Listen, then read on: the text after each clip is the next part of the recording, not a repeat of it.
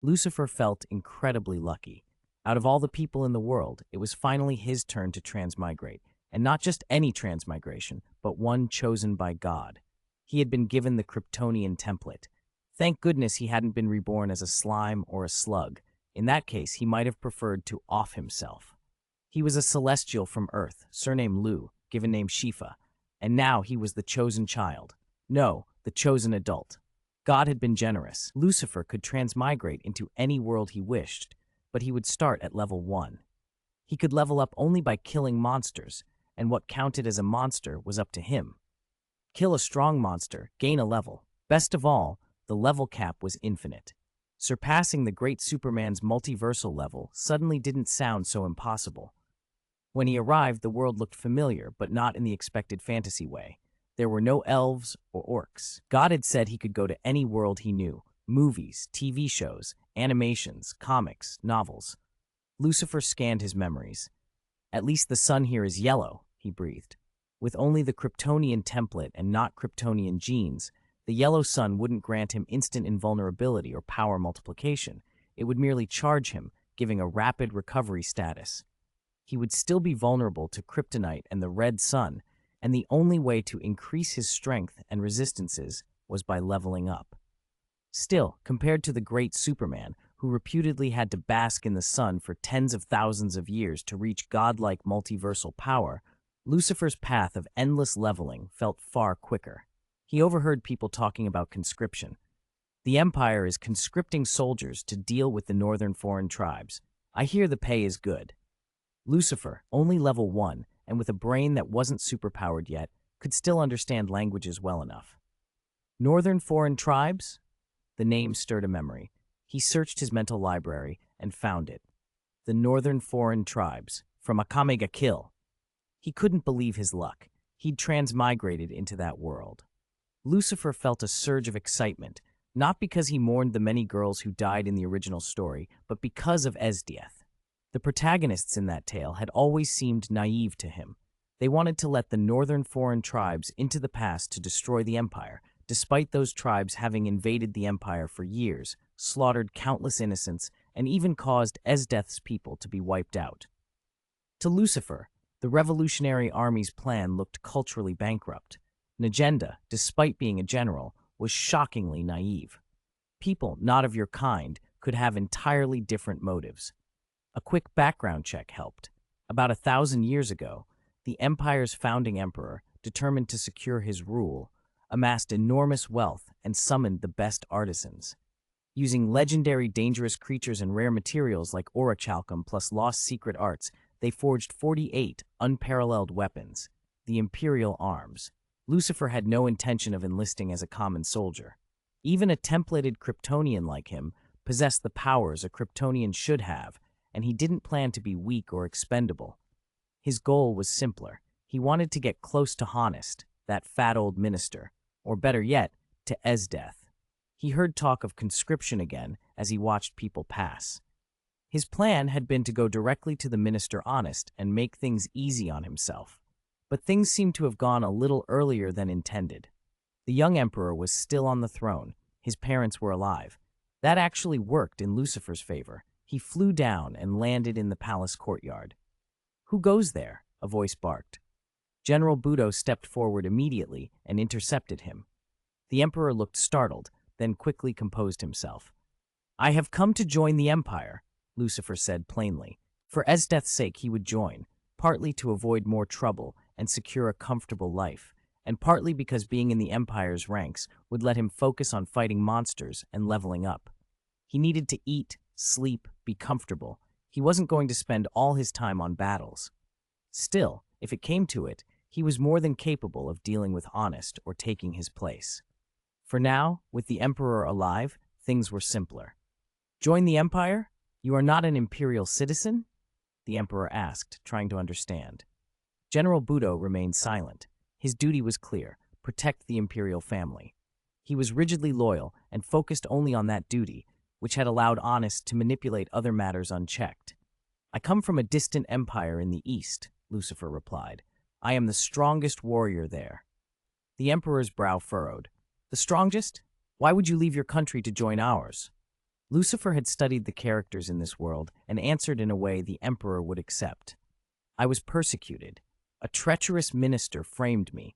I did not want to harm my homeland's people, so I chose exile. The Emperor listened and nodded slowly. To join the Empire, you will seek more than just citizenship, no doubt. Of course, Lucifer said confidently. I know the state of the Empire. I can eliminate the northern foreign tribes for you if I am made a general. His proposal left the Emperor deep in thought. The northern foreign tribes had long been a thorn in the Empire's side, repeatedly raiding border settlements and killing civilians. The Empire's southern soldiers, used to a warm climate, were ill-suited to the freezing northern regions. Even superior numbers did not guarantee victory there. The added strain of southern uprisings had tied down much of the Empire's forces as well. It was only later that Esdeath rose and wiped out those northern tribes, and that was before she had even obtained an imperial arm. The Emperor weighed Lucifer's words. The offer was bold, and the problem it addressed was pressing. I can't simply believe you because of your words, the Emperor said slowly. It was a sensible reaction. No one with half a brain would be convinced by claims alone, least of all an emperor. General Budu, too, hadn't taken the outsider Lucifer very seriously. Who could tell the truth from lies? Was he disgraced and driven away, or falsely accused? No one knew. I'm not a commander, Lucifer admitted. I can't lead an army, but I am my country's strongest warrior. I can take on 10,000 men by myself. He didn't brag about foreign ranks or pretend to understand grand strategy. Reading classics, Romance of the Three Kingdoms, Records of the Three Kingdoms, or any other tome didn't make a man a general. If he tried to command, his ignorance would be obvious at once. But fighting was different. Even at level 1, a Kryptonian charged by the sun wasn't to be underestimated. For Lucifer, cutting down 10,000 was a believable boast. The Emperor's brow twitched. 10,000 alone? He turned to General Budo. By my side, Budo is the Empire's strongest. With his imperial arm, Thunder God's Wrath, Adramelech, he could stand against 1,000 armies. Do you have the confidence to test this? The Emperor was trying to be magnanimous. If Lucifer admitted defeat, the matter would drop. Budo stepped forward with lightning crackling in his hand. Lucifer fell silent for a moment. He wasn't sure he could defeat Budo, so he feigned ignorance about imperial arms. Better to lose because of unfamiliarity than because of a broken promise. What is an imperial arm? Lucifer asked, playing the fool. That question prompted General Budo to explain before the Emperor could. It wasn't unusual for foreigners to be unaware of imperial arms. There weren't many of them to begin with, 48 in total, and though a few had been lost beyond the western borders, the majority still belonged to the Empire. An imperial arm is itself like a super danger beast, Budo said calmly. Some people can draw out its full power, or even amplify it beyond the arm's innate strength. Others can't reach its limit at all. Lucifer nodded inwardly. That described fighters like Bulat, who'd maxed out his arm and could fell 100 men by himself. Budo and a few others, Esdeath among them, could surpass an imperial arm's baseline power and even kill super danger beasts at will. Whether Akame counted was uncertain. Mine's last dying strike probably did, as did moves like Lightning Flash, Susanoo. Then show me, Lucifer said. General Budo regarded him with a faintly surprised look. This stranger seemed oddly unfamiliar, yet oddly unafraid. He decided to finish it with a single punch. The Emperor, however, watched Lucifer closely and saw through the act more quickly than Budo. He noted that Lucifer had only dared to challenge after seeing Budo summon lightning, an odd confidence, and perhaps a sign of real strength. When the Emperor gave the signal, Budo moved. He closed the distance in a blur, faster than the naked eye could follow, and launched a fist. Lucifer's pupils narrowed. He matched the motion with his own punch. Budo realized, with a flash of surprise, that the man in front of him could keep up. Then Budo let loose without restraint. Boom, the ground ruptured. The shockwave sent guards and courtiers sprawling. The Emperor grabbed the throne's armrest to keep from being overturned. When the dust settled, the two men stood fists locked in midair, steam and energy coiling around them. What a heavy hit, Lucifer muttered, clicking his tongue. Budo, a seasoned veteran, frowned. Lucifer's posture and form were all wrong. His stance, his structure for delivering force, were amateurish by training standards. Yet he had taken a full-strength punch from Budo, and the fact that he'd done so stunned the general. Budo had smashed boulders without his imperial arm before. This was a real blow. "What's your name?" Budo asked when he withdrew his fist. "Lucifer," the man answered. Budo repeated the name under his breath and frowned. "Lucifer, strange name." He drew himself up. "You've pushed me to the point where I'd have to use my imperial arm. Do you really want to continue?" "Of course," Lucifer said. In the exchange they'd just had, Lucifer had felt something like his fist hitting a very dense, rapidly rebounding sponge. He had all his powers awakened. His bug-like biological force field and a steel-like body gave him ridiculous physical resistance even at level 1. "Your Majesty," Budo said with a bow to the Emperor, "you should leave this area." "No," the Emperor replied unexpectedly. He looked at Lucifer with a new expression, part curiosity, part belief. "I trust him. There are few in the Empire who can take a punch from Budo. If he stands after that, there is something to this man." Budo wanted to argue that Lucifer was suspicious and unskilled, but the Emperor waved it off. "No more words. Lushi, is it?" he asked, stumbling over the name. Lucifer corrected him crisply. "My full name is Liwulu Li Shishi Foafa, but you can call me Lucifer." The Emperor paused, then laughed. "Well said. Lucifer, can you really solve the problem with the northern foreign tribes for the Empire?" Lucifer hesitated. He had never killed anyone before and wasn't entirely sure of himself. Succeeding would make him a name like Bai Chi. Failure would destroy any claim to fame. "Yes," he said at last, though the answer came with an echo of uncertainty. "How many troops would you need?" the Emperor asked. "At least 100,000, Lucifer replied immediately. "They'll be needed to clear the battlefield." 3. Going out. "All right, I'll give you 100,000 soldiers," the Emperor said. "I have only one request. Even if you can't wipe the northern foreign tribes out completely, make them incapable of mounting further invasions of the Empire." The Emperor nodded before Lucifer could answer. He left Lucifer room to maneuver. Total annihilation wasn't required, just enough to end the threat. Lucifer recognized the charity in those words.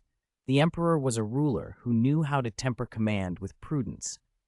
"Understood," Lucifer replied. General Bude frowned at the arrangement but kept his mouth shut. His family had served the royal house for generations. Soldiers, he believed, should not meddle in politics. The appointment descended quickly. Lucifer was made general and given command of 100,000 troops to suppress the northern foreign tribes. A question crossed his mind. Would he get to face Numa Seika, the northern hero? Putting on the general's uniform changed Lucifer's bearing. He had kept himself in condition, lean, muscular, tall, and the uniform fit a man his size. He donned a military cap, not unlike Esdeath's, and accepted the Empire's offer to equip him. Weapons, they asked. Lucifer considered it. He could fight with his hands and feet, and he had powers like heat vision and an ice breath, but a weapon would be cleaner, more authoritative. The Empire forged for him a great saber from orichalcum, the same material used to make tegu. Orichalcum lacked the supernatural components of tegu, but in hardness and sharpness it was comparable. Before tegu existed, the Empire had relied on strong soldiers, advanced weapons, and exceptional fighters to deal with super danger beasts. Lucifer requested the great saber. At speed, its mass would let him cleave through whatever stood in his path. Najenda turned up unexpectedly. She wasn't a general yet, and was accompanying Lucifer on the campaign. She looked different from the paper image he had of her, now long-haired and startlingly beautiful. Where once she had been a flawless character on a page, she had become a living woman with enviable skin and presence. Preparations took time. Armies don't march on a whim. While they readied supplies, Lucifer used the opportunity to learn about the Empire's current state. Honest, the rotund minister, was already prominent but hadn't yet secured the highest power. There was no announced young emperor among the emperor's offspring. Either one had not been born, or the child had not been presented. Several princes and princesses existed only as background figures. In the original tale, he remembered, Honest would kill the emperor and then prop up a young claimant, an outside version of controlling the Son of Heaven to command the lords. Here, events seemed to be diverging. To Lucifer's surprise, he found Esdeath. He had thought she might be impossible to locate. She had spent time as a gladiator in his memory, but there she was. Because he was not yet officially settled in as general, his appointment would be finalized only after success in the field. He could not yet exercise certain formal privileges. For now, he could only watch. "General Lucifer, we are ready," his adjutant reported. "Very good," Lucifer said. "Most of the northern provinces have been overrun. We must move at once." He pulled the brim of his cap down and rode out with the army. One thing annoyed him. Despite advanced firearms and even mechanical Gundams in the Empire, there were virtually no vehicles for large-scale troop transport. When crises arose, they still depended on the marching speed of foot soldiers. In an age of fantasy and rudimentary science, that limitation was infuriating. If they couldn't build powered transports quickly, why not tame danger beasts for hauling? The thought interested him for a moment and then faded. They hadn't gone far from the capital when something interesting happened. A pack of danger beasts attacked. Danger beasts were as common here as wild animals. Earth dragons and similar predators could appear even along well-traveled roads. Most were dealt with by trained soldiers. The truly formidable ones required Tegu users or fighters of comparable strength. Lucifer never left monster killing to his troops if he could help it. He rode out himself, to slay beasts, to grow stronger, and to raise the army's morale. History had shown how a single indomitable warrior could turn the tide, how Lu Bu or Xiang Yu led armies that defied numbers because their personal bravery inspired their men. Morale was as decisive as muscle. Once a reputation of unstoppable strength formed, enemies began to fear and allies to believe. He vanished in a flash and reappeared among the beasts. With the great saber he had requested, he moved at such speed that dozens of the creatures were sheared in half in moments. At high velocity, the great saber's mass did the work. Unlike a rapier or longsword, it didn't rely on thrusts. Even a thick-backed blade, wielded fast enough, could cut through bone and flesh cleanly. Lucifer had tried to use his heat vision once, but as a level 1 Kryptonian, it was weak, enough to kindle a flame with concentration, not to burn through a danger beast instantly, so he preferred the simplicity of steel and motion. He found the combat exhilarating. With one swinging arc, the saber cleaved a creature into neat halves. Gore was minimal compared to the raw savagery of claws and teeth. His soldiers and adjutants watched, their voices rising in excitement. "Amazing, General Lucifer," his adjutant shouted. Lucifer didn't answer with words. He smiled just a little and continued forward. The road northward waited, and the war had only just begun. Armies always worship the strong. That's why duels between generals so often decide morale. A single defeat can shatter an army's will. In the last few days, Lucifer, dropped in as a last-minute commander, had changed every soldier's mind. He was the real thing. Any danger beast fell to a single strike. His power was beyond imagination. "Keep advancing," he ordered. Lucifer's face was unreadable, but inside he felt good. He just hit level 2, and the difference was undeniable. If Great General Budo weren't drawing on his Imperial arms right now, Lucifer could have taken him down in one blow. He was what the old books would call a Kryptonian template, like a hero unit in a game born with innate advantages. The bonuses were not incremental. One level for him felt like 10 or 20 for an ordinary soldier. They were in the Empire's northern territory, a frozen expanse still home to many Imperial citizens. Remnants of Esdeath's old people among them, now prey to raids by the northern foreign tribes. Before Esdeath's rise, this land had never mounted effective resistance. Its walls were late additions, and the tribes treated the region as their playground. The Empire could only man the warmer southern line with a proper garrison. Now Lucifer led a force of 100,000 into that harsh north. Imperial soldiers, bred for temperate climates, began dying of exposure before they even drew swords. Frostbite and rampant colds claimed countless lives. Lucifer winced inwardly, but hadn't counted on these men to fight. He intended them as cleanup crews. Imperial medicine was competent, and with the throne not in the hands of a boy emperor at present, command prioritized limiting needless losses. Because of Imperial arms, warfare remained largely cold weapons combat. An Imperial arms wielder could slay hundreds, even contest thousands, and that fact rendered raw numbers almost meaningless unless you had your own Imperial arms user in the field. The northern foreign tribes knew this well. They'd fought the Empire enough to know that Imperial armies without Imperial arms users were nothing to fear, and when they had chance, they ambushed and killed Imperial arms users and seized their arms for themselves. When Lucifer and his men rode into a village, they found the predictable devastation: looters dragging off women, slaughtering anyone who resisted. The sight hardened something in Lucifer. He had wondered whether he could be as ruthless with men as he was with danger beasts, but any lingering hesitation evaporated. One tribesman chasing an old man split in two, horse and rider cleaving apart. Several others who had been attacking a woman were severed at the waist as if sliced by invisible blades. The soldiers around them stared. The speed was unreal. It wasn't magic so much as a biological force field. It let Lucifer move at impossible speeds without creating a sonic boom or igniting the air. At normal high velocity, he would have torn anyone he passed to pieces. The force field controlled the area of lethal effect, turning his movements into surgical slaughter. Once he finished with the immediate threat, Lucifer revealed himself. General Lucifer, the Imperial ranks called. The remaining tribesmen cursed and scattered. They were used to Imperial troops. They knew the Empire's limits. "Run," they hissed to one another. "Head someplace else, don't get caught." Lucifer didn't pursue. He waited until they had gained some distance, inhaled a lungful of the frigid air, and exhaled. Frozen breath. It was a name that brought to mind legendary figures, a breath so cold it could ignore ordinary physical limits. And in the snowbound north, it was amplified. The sky darkened. Sand and stones lifted in whorls. The temperature plunged so sharply, everything became encased in ice. The wind fell into a single bone-chilling blade that snapped men and horses like twigs. Frost raced across the plain and built itself into a field of ice. Men who'd been running found themselves pinned to the ground, frozen solid from the outside in, fogging the air with their last breaths as crystalline pillars fused them to the earth. One exhalation, nearly 10,000 dead. If Lucifer had tried that anywhere else, it would have been far weaker.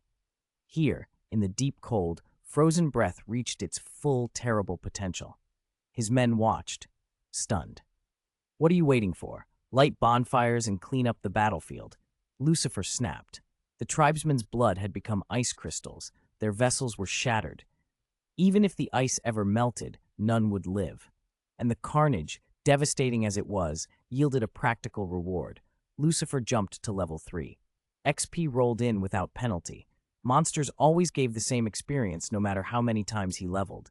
So he couldn't afford to let anything valuable escape.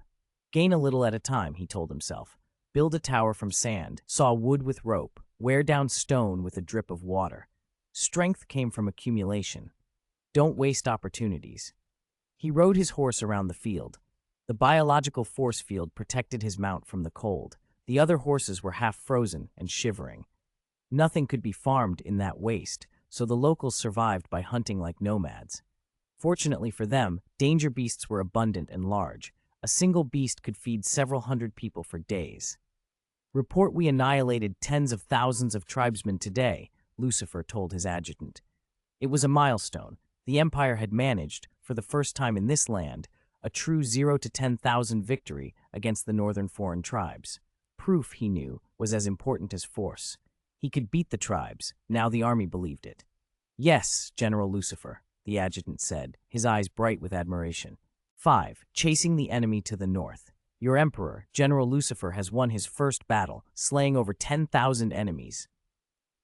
At the imperial court, the Emperor was in the middle of a meeting. This Emperor did not keep strictly to formal audiences. He cared for his people like his own children, and often summoned officials to discuss civilian affairs.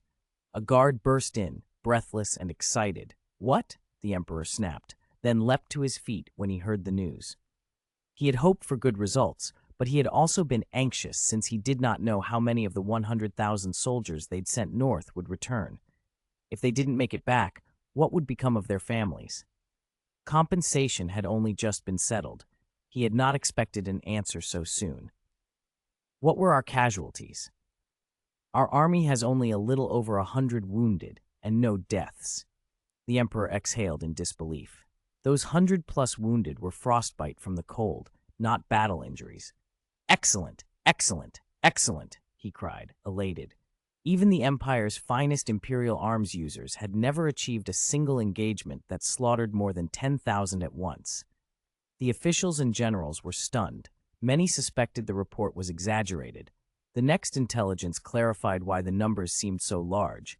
The northern tribes had retreated so far and so quickly that they could not transport their dead. Lucifer, realizing there would be no way to bring back corpses, had his men make a grim display, piling up bodies and skulls into a terrible mound. The sight was horrifying, but the Emperor, after a moment's hesitation, accepted it. It was clear none of the corpses were civilians used to pad the count. They were adult men, and even if the figure wasn't precisely 10,000, the total was unmistakably in the tens of thousands. That was proof enough that Lucifer had not lied. By the time the Empire received the news, Lucifer had already crossed the northern border and pushed into the northern foreign tribes' territory. As he advanced, he killed many more than the initial reports had mentioned. The 100,000-strong army suddenly felt not so large. The farther north they went, the harsher the cold became. It was hard to imagine how Esdeath and her troops had endured such a place for so long. Lucifer's men were beginning to suffer frostbite. The northern tribes quickly learned there was a powerful general, and likely an Imperial arms user, on their tail. Lucifer's ice breath and heat vision looked like abilities a wielder of Imperial arms would possess. What terrified them was how unfairly efficient he was. He would breathe once, and whole groups would be wiped out. Thinking close-quarters combat might be his weakness, the tribes dispatched several Imperial arms users to assassinate him. Each attempt ended disastrously for them. Lucifer's heat vision required no charging. It struck instantly, as remorseless as a god's glare. It was a power to be feared. Enemies who might have survived other attacks could not withstand that gaze. And even if someone survived the beam, it would still take only a single punch from Lucifer to finish them. After the failed assassination attempts, the northern tribes chose to withdraw. Lucifer pursued them, but heavy snow slowed the army to a crawl. What proved most terrifying to the tribes was not sudden death, but the constant, looming threat of it. Lucifer's forces pressed forward without respite. Anyone who lagged behind was cut down. The pursued could neither rest nor rebuild. They could only run. In such an unforgiving climate, colder than anyone had expected, environmental losses began to mount. First the elderly, the weak, women and children who could not keep up were abandoned, then the wounded and disabled. It's starting to get chaotic, Lucifer thought when he came upon a ragged group. A dozen adult men covering a cluster of old, sick, and disabled people. They wore torn clothes, limbs stained with blood. At the sight of Lucifer and his troops, they dropped to their knees and surrendered. Lucifer had seen the Empire's border guards accept surrenders only to be butchered afterward. He felt no right to forgive these tribesmen. Besides, taking many prisoners while in pursuit was impractical. Better, he decided, to end them. Amid curses, cries, and screams, the Imperial army did not hesitate. The soldiers had seen enough atrocities to harden them. They had concluded these people were beasts wearing human skin and not worthy of mercy. When his adjutant reported that supplies could not support any further pursuit, the man looked older than his years. The wind and frost had chapped and peeled his skin repeatedly until the handsome features he once had looked rough and worn. "Aren't the caches in their settlements enough?" Lucifer asked, frowning.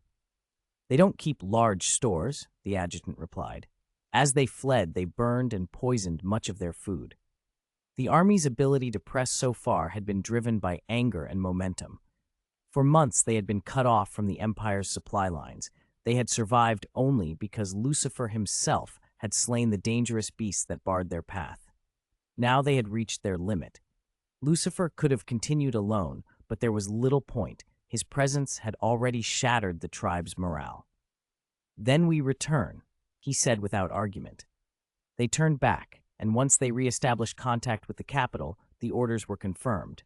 The Empire had authorized the halt to the pursuit weeks ago. Orders had been transmitted continuously, only now had Lucifer received them. He read through the messages and then, with a lazy tone, told his adjutant, "They all told me not to continue the pursuit." Still, Lucifer was under no urgency to rush back to the imperial capital. Esdeath could not escape, and his current strength left him plenty of freedom. The Empire planned to build a wall along the border.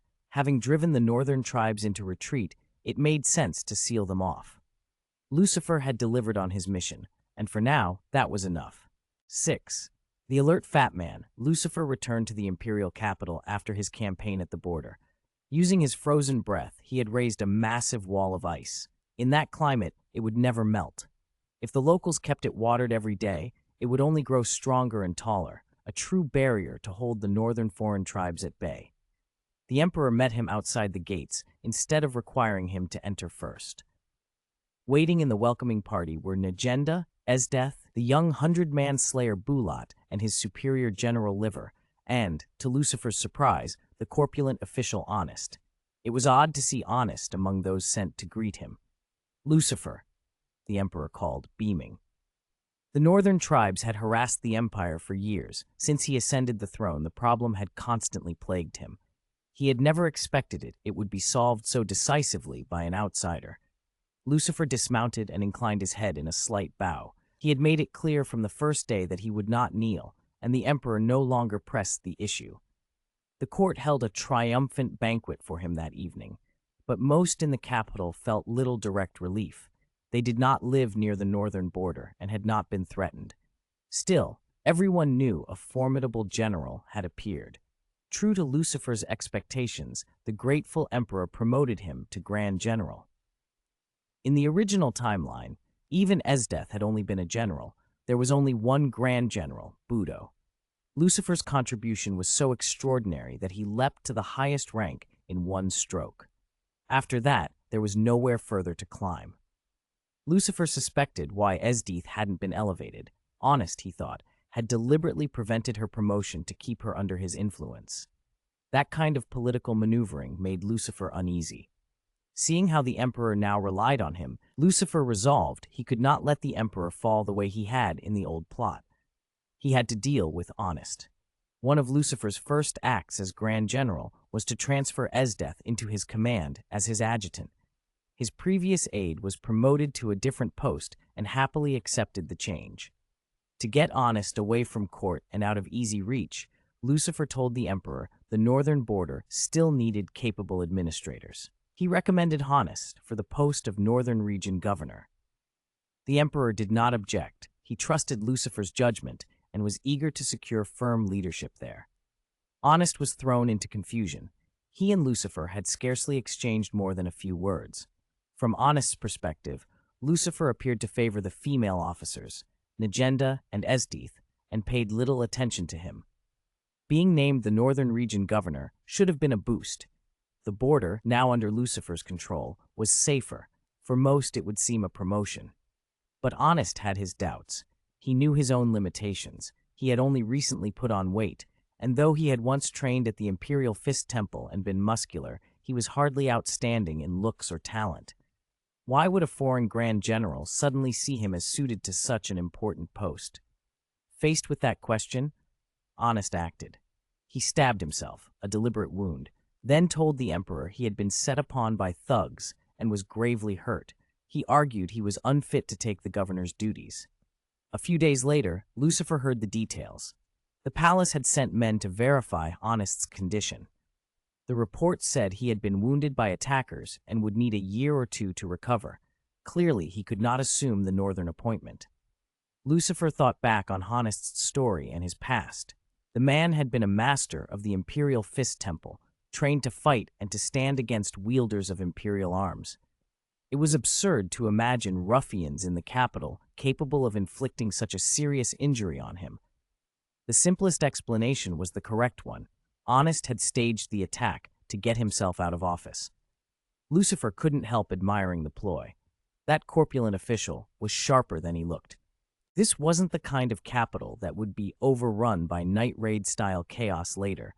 Honest had used the system and people's assumptions to protect himself, and for now, his maneuver had worked. The fat man could run for a while, but not forever.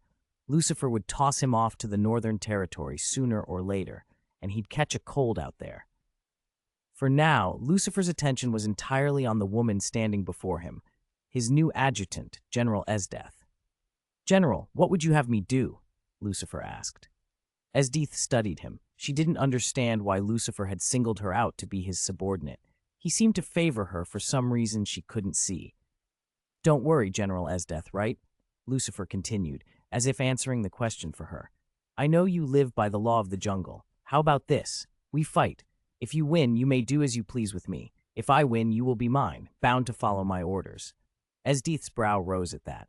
The proposition suited her perfectly. "You're serious?" she asked suspiciously. "How could I joke?" Lucifer replied. "Beat me, and you may even take my position if you want it." He wasn't worried she wouldn't take the bait. Esdeath was competitive, proud, and fierce, exactly the kind of person who would jump at a challenge. She believed in her own strength without question. "All right," she snapped, eager that he not go back on his word. She hurried him to begin. Lucifer, for his part, was equally keen. He feared she might change her mind and lose him the chance to make her his subordinate. They met for the duel in the mansion the Emperor had given to Lucifer. In the original story, Esdeath might have lived in the Imperial Palace, but Lucifer's circumstances were different. The Emperor loved his Empress, but the palace still had its concubines, and a woman living in the palace raised no eyebrows. "Begin," Lucifer said coolly. "Aren't you going to use your weapon?" Esdeath asked. She knew Lucifer had been granted a weapon by the Emperor, one he had not used since he had grown more powerful. "No need," Lucifer said. "Just come at me." Esdeath bristled at the implied disrespect. She drew her longsword and charged, her speed so great it left after-images. Every motion was a study in controlled violence.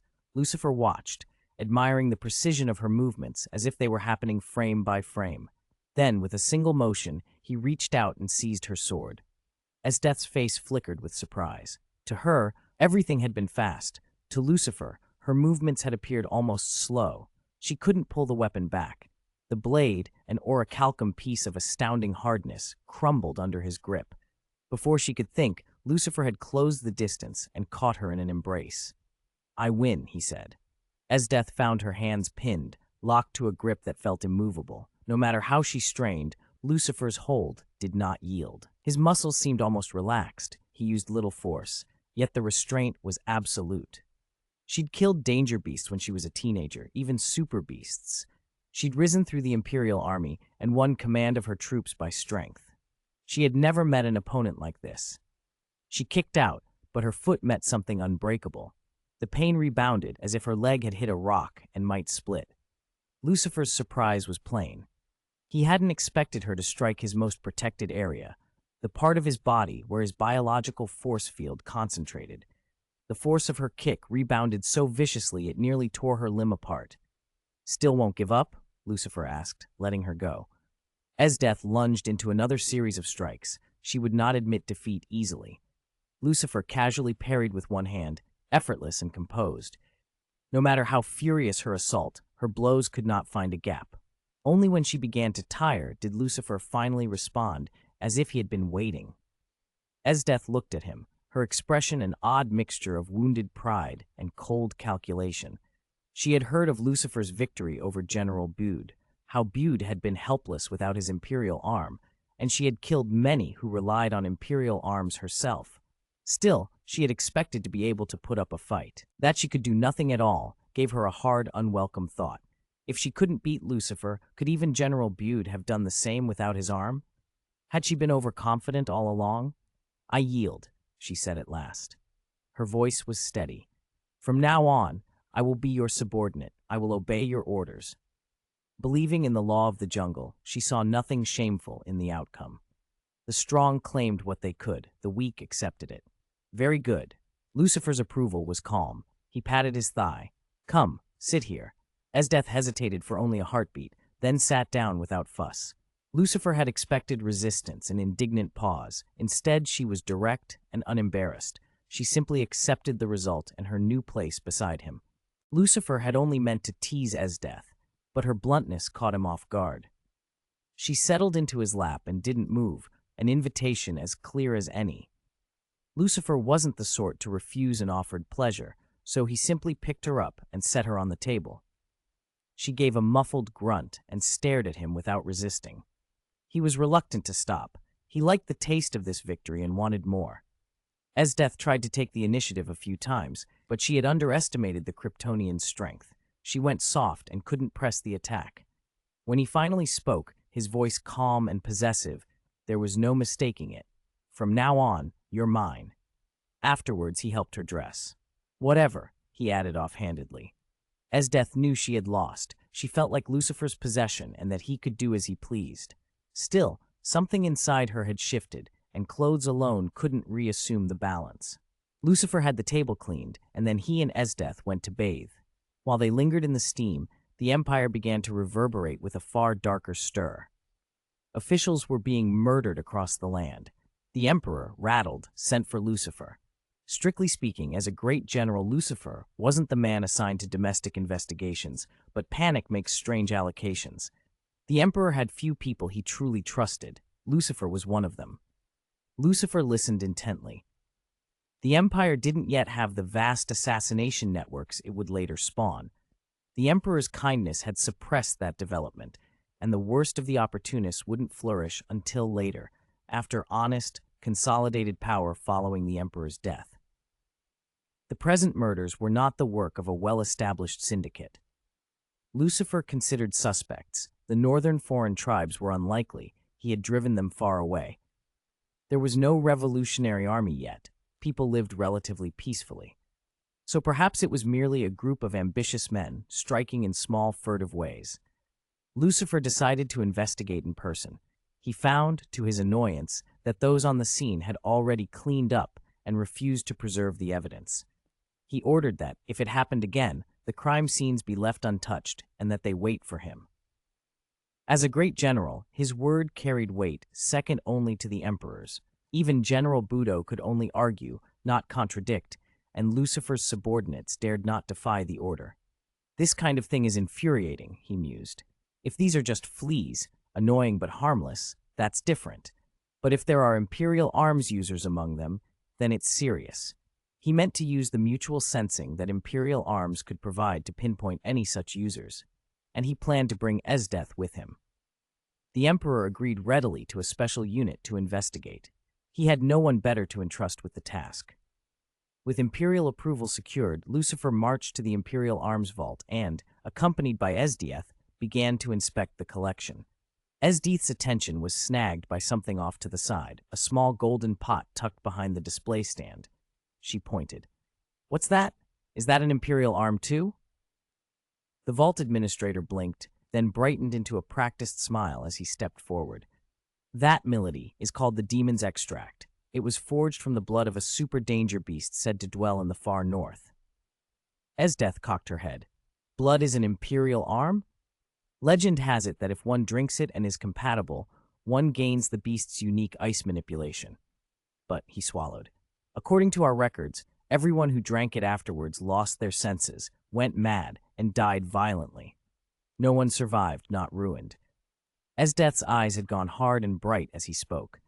Before he could finish, she had crossed the short distance and was standing before the golden pot. She leaned over it as if she could feel something through the metal.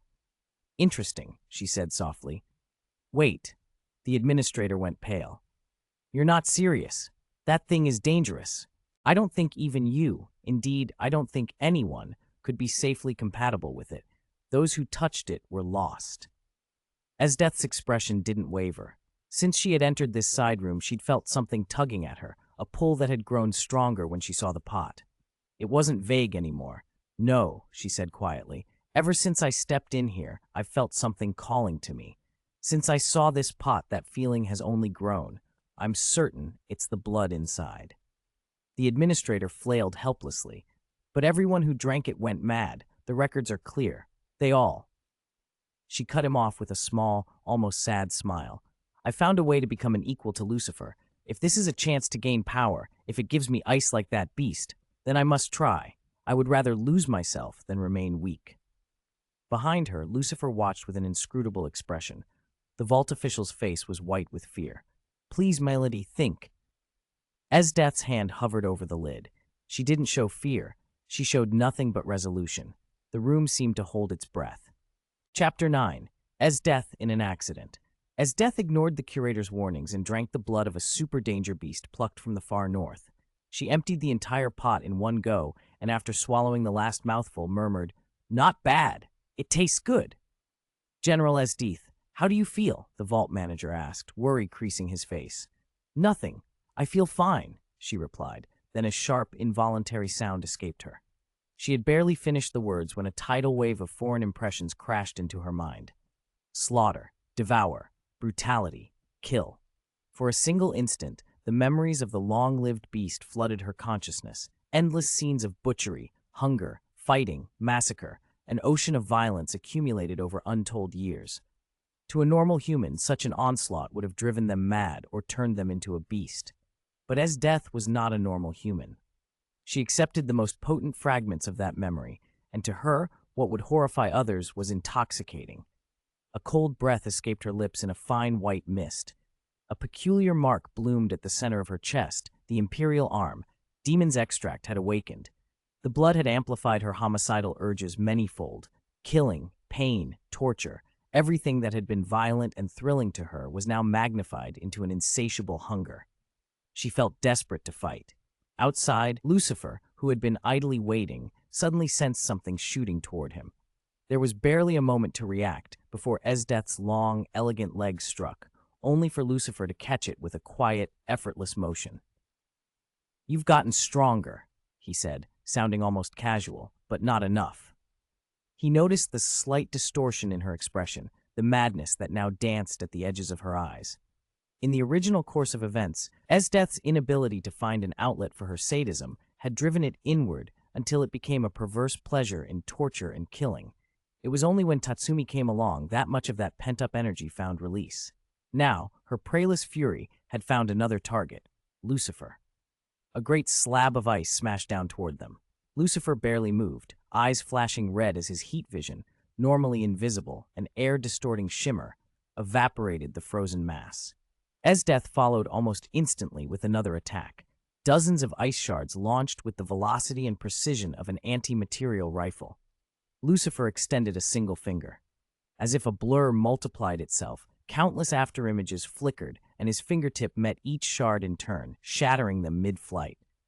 Then, instead of standing back and letting her unleash herself, he closed in. He was not the sort to take a beating quietly. Esdeath found herself on the receiving end of a sudden, rapid barrage of strikes. Lucifer's fists blurred into a relentless storm. She saw them this time. Her pupils narrowed as the shapes of his blows resolved into form. Previously, the speed of his attacks had been little more than invisible air. Now she could actually see them. She assumed she had grown stronger, but Lucifer noticed the oddity in her eyes, the way she seemed off, and had deliberately held back, letting her perceive his movements. Had the fusion with the Imperial arm gone wrong? Was this his fault again? Under the pressure of his assault, Esdeath parried and tried to counterattack, but exhaustion came quickly. She was new to the Imperial arm and unfamiliar with its capabilities. She was more comfortable in direct, close-quarters combat, but even a seasoned warrior like Steppenwolf would be hard-pressed against a Kryptonian in a brawl. It didn't take long for Lucifer's superiority to tell. He overwhelmed her. 2 hours later, Lucifer was carrying Esdeath back to his mansion, her uniform disheveled, hair loose and eyes unfocused. He assumed she had simply been driven by the battle lust the blood had awakened. What he did not know was that buried within the Ice Phoenix blood was another, deeper impulse, one that had been suppressed for millennia. The super danger beasts were rare, unique creatures. The Ice Phoenix, long solitary, had locked away a powerful drive, the urge to reproduce. Sharing the memories and essence of the beast had forced that buried desire through the barrier of Esdeath's own personality. It was stronger than the appetite for slaughter, primal and overwhelming in a way she had never experienced. To find evidence of another of her kind was like discovering a lost half of herself. From that day, Esdeath changed. She was no longer a distant sadist content with controlled cruelty. The feral edge softened and reshaped into something clingy, almost infatuated. Lucifer, who had thought he was merely subduing a berserk soldier, found his days filled with a new kind of turmoil. Esdeath pursued and pestered him incessantly, no longer the cold commander who took pleasure in suffering, but an obsessed, devoted woman who would not let him have a moment's peace. Lucifer had been enjoying the unexpected change in Esdieth. Her sudden love-struck naivety was oddly charming. The ruthless sadist from the original story had been a thrilling challenge, but this softer version was far more appealing. His brief contentment, however, was shattered. The assassinations had returned. This time over a dozen prominent officials were dead, and the city was on edge. The authorities managed to suppress the panic, but people were unsettled. They weren't clamoring for chaos. They were simply terrified that their quiet lives might be shattered.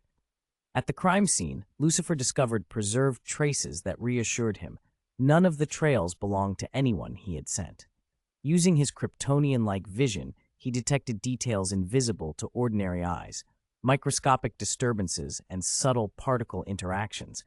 But the findings were useless to him. He lacked the specialized knowledge to interpret them. He could spot what had happened, but not why. All the hours he'd spent watching detective shows hadn't taught him how to analyze evidence at a molecular level. And, unlike modern investigations with labs and instruments, there was nothing here to plug his observations into. "This is troublesome," he muttered. But Lucifer had a plan. That was why he had gathered Imperial arms users, so he could cast a wide net. His people's super hearing and vision could monitor the activities of Imperial arms wielders across the Empire. If an attack occurred, an Imperial arms user could hold the line long enough for Lucifer to arrive. Once he was there, problems tended to resolve. Many of the Imperial arms from the original narrative were traceable, but most weren't in Imperial hands. Negenda had Pumpkin, Roman artillery that, in the original timeline, would later end up with the Revolutionary Army, but in the present she'd already been conscripted into Lucifer's special forces. Bulat, wielder of Incursio and a legendary 100-man slayer, was in as well. Lucifer valued Bulat highly. In the original, he could take on 3 of the 3 beasts and slaughter other Imperial arms users with frightening ease. He wasn't quite on the level of Esdeath, General Budo, Susanoo, or Akame, but ranking among the top combatants? Definitely. Some others were more complicated. The Imperial Guardian wasn't really treated like a person in Lucifer's view. Lubbock, who wielded Crosstail and had joined the army out of admiration for Negenda, was accounted for. Leone's status was unknown. Lucifer didn't know if she'd obtained the Lion King's belt. Sheil was the clumsy, bespectacled type. Entrusting her with protection might be risky. Akame and Kurome, the 2 sisters, had been found and, after being conscripted by General Lucifer, were joyfully reunited despite their grim pasts.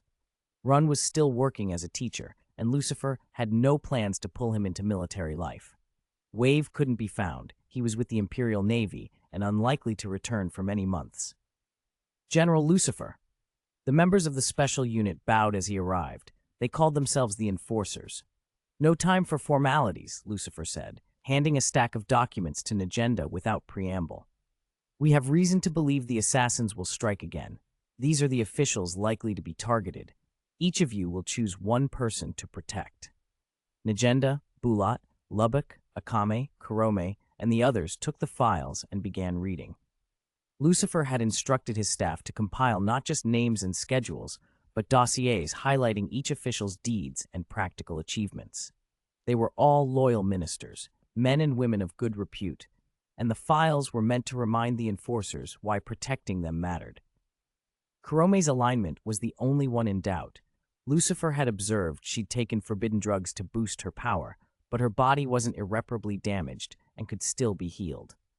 "These assassins are eliminating loyal officials," Lucifer said plainly. "Their goal is obvious, to plunge the Empire into chaos. Our mission as the Enforcers is to stop them, protect these targets, and safeguard the lives of the Imperial citizens." Negenda and the others responded with fervent agreement. "You have our word, General Lucifer. We will protect them." Bulat's voice carried particular heat. The idea of cold-blooded killers targeting innocents angered him. "Is it wise to spread our forces so thin?" Bulat asked after a moment. "If they're this skilled, each of us could be overwhelmed." Negenda shrugged. Her wit could be blunt, but she was tactically shrewd. "If you meet trouble, call my name. I'll come immediately." Lucifer nodded. "If you need me, call my name as well." He spoke calmly. I'm not as fast as a global phenomenon, but I can cross the empire quickly. Calling out will make me identifiable to you. He hesitated, then added, half to himself, my super senses, with both hearing and vision active, the flow of information is enormous. The sounds of raindrops, vibrations miles away, they all come in. My brain can barely keep up. Nagenda's eyes flicked to him, surprised. She'd expected a confident boast, not an admission of limits. The distances involved between these officials were huge. Even if they could round them up for a day or two, maintaining consolidated protection everywhere was impossible. Still, they had to try. I trust you, General, Nagenda said finally. We'll do this. Bulat remained quiet. Lucifer's role in driving out the northern foreign tribes had earned him genuine gratitude, and the carefully managed propaganda that followed had cemented his image as a patriotic hero. There weren't modern tools for shaping public opinion in this world, so Lucifer had used the crisis to build his reputation. Victims of the northern incursions testified to the cruelty of those tribes, and the narrative had been relentlessly circulated. Whether entirely fair or not, it helped blunt support for the revolutionary army that might otherwise have grown. For now, the assassins were the immediate threat. The enforcers dispersed to their duties, each taking a name, each ready to stand between the targets and the shadows that stalked them. Lucifer watched them go, feeling the weight of responsibility pressed down, but also the quiet certainty that when called, he would come. Nagenda didn't doubt Lucifer's plan so much as she thought it was reckless. Still, with Bulat already backing him, arguing any further felt like arguing Bulat's faith in Lucifer, a conversation she had no desire to start. Reluctantly, she fell back on what she knew best, analyzing the likely targets. If the assassins intended to throw the Empire into chaos, they would strike at the most influential people. She had watched their movements and understood their objective. The Tegu users would naturally be assigned to protect their own high-priority charges, so the assassins would be driven toward whoever was left unshielded. If they're really from the later Revolutionary Army, good, she muttered to herself. Kill them all. Root them out. Lucifer found Esdeath irritatingly clingy these days. Even while occupied with command, she would barge in to entangle him, so he had to humor her first. After that, the days settled into a thin, uneasy calm. The assassins had clearly noticed something was wrong. Minor targets were suddenly guarded by extra patrols, while the highest priority figures kept only their original escorts. If there was no danger, that kind of uneven protection made no sense. What do we do? People asked. They were sure it was a trap, but they didn't know what kind. Could the assassins really take them all on? And even if Lucifer wanted to act, he couldn't instantly be everywhere at once. Then Nagenda's sector came under attack. She was in a pavilion, guarding her assigned charge, when the first wave hit. She had not expected so many attackers, and among them were Tegu users and fighters whose strength rivaled Tegu bearers. Her weapon, the romantic artillery called Pumpkin, flared to life under the strain of the crisis. She fired. The shot punched clean through two attackers and pinned them where they fell. It's a Tegu user, someone shouted. Intelligence says it's Nagenda, another answered. A group surged forward at that call. Nagenda started to pull back, but her warded charge, the man she protected, grabbed her sleeve. General Nagenda, run, he said. Don't risk yourself for me. He understood that if Nagenda fled with him, both would be doomed. Better one life than two. I've called for support, she said, breathless. I don't know when it'll get here. Before she could say more, the air split with a thunderous impact. Lucifer had arrived. He didn't bother to deploy his biological force field. He hurtled down and struck the very center of the attacker's formation like a human cannonball. The blast took out most of the assailants instantly. The shockwave sent the remainder smashing into walls and through roofs, leaving them broken and bleeding. Nagenda stared, stunned. It's over? Lucifer stood amid the wreckage, calm as ever. I left a few alive, have them captured and interrogated. It worked? She could hardly believe he'd come in time, let alone ended the attack with a single strike. They were weak, Lucifer said simply. It was hard to argue with the result. A supersonic impact at point-blank range would be deadly. It was almost surprising anyone survived. Esdeath, however, had no interest in sitting through interrogations that day.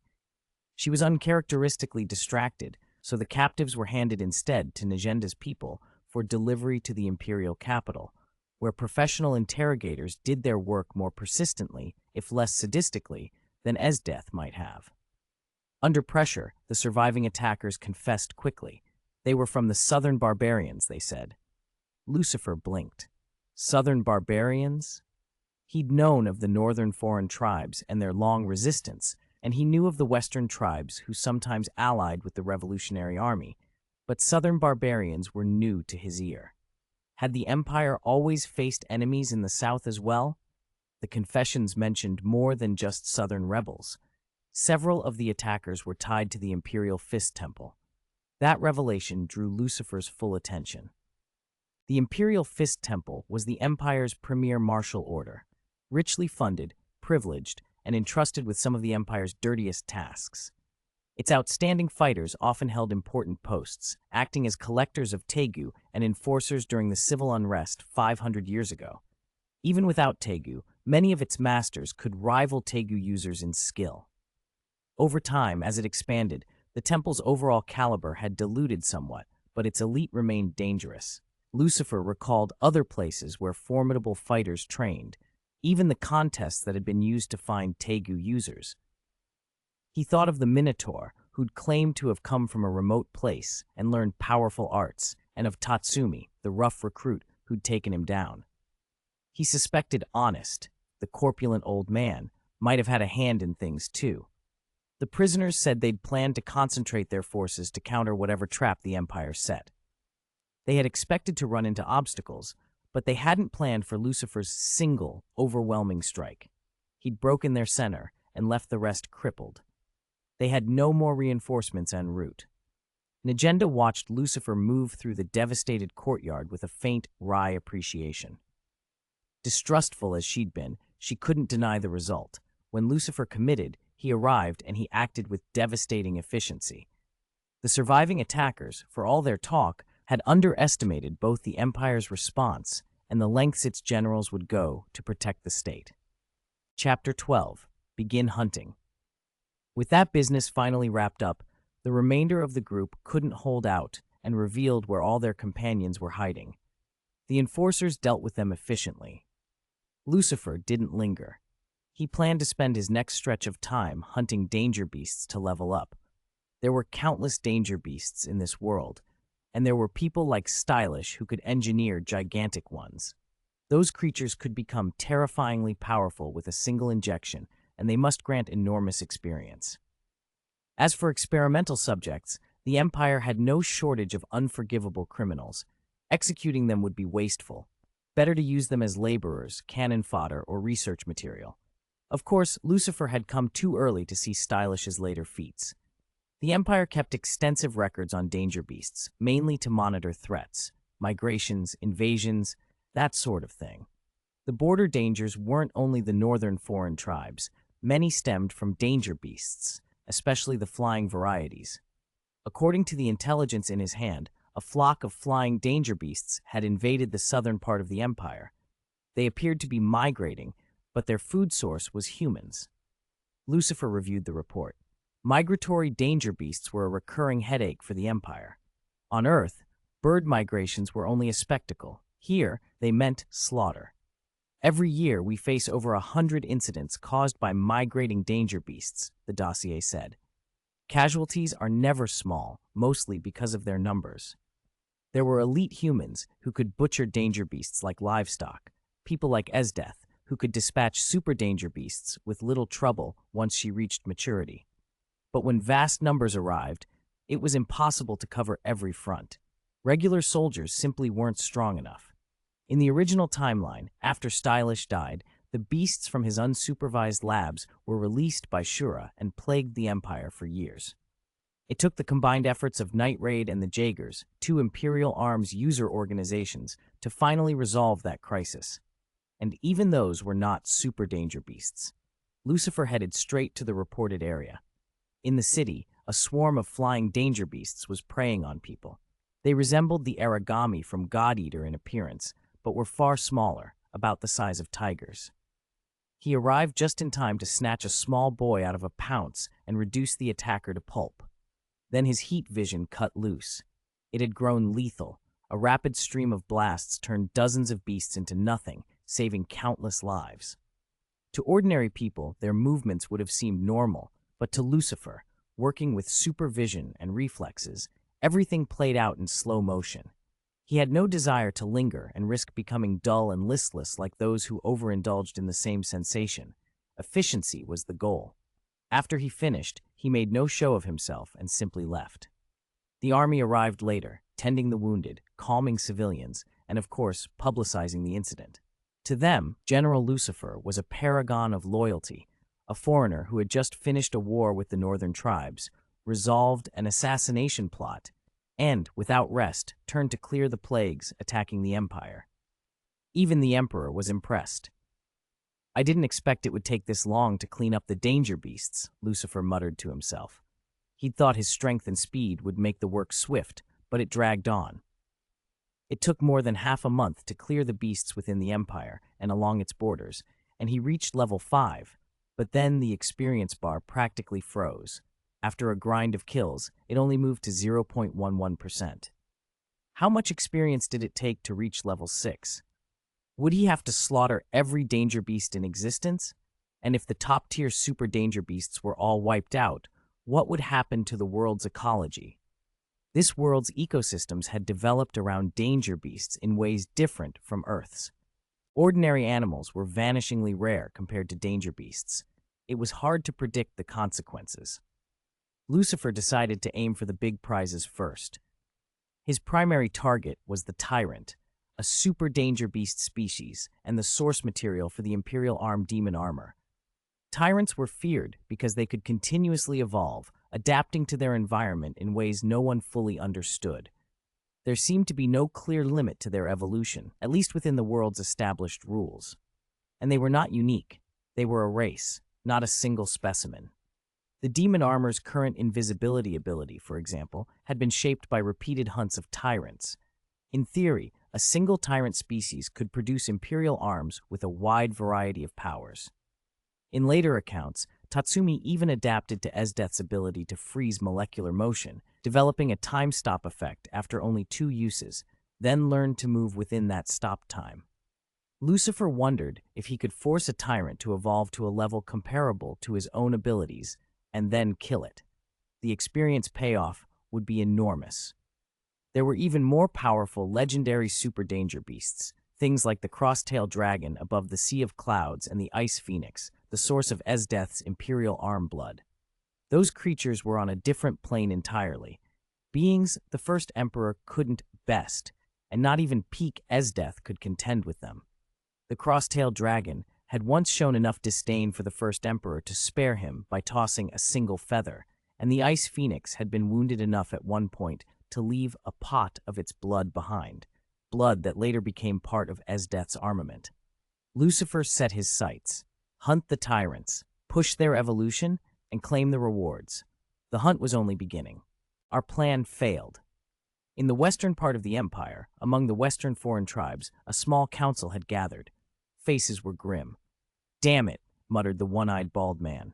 "They managed only 2 assassinations, and then every one of them was wiped out. And these were supposed to be the Empire's best, assassins from the Imperial Fist Temple." "How can that be?" someone else barked. "They bragged so loud and then just vanished."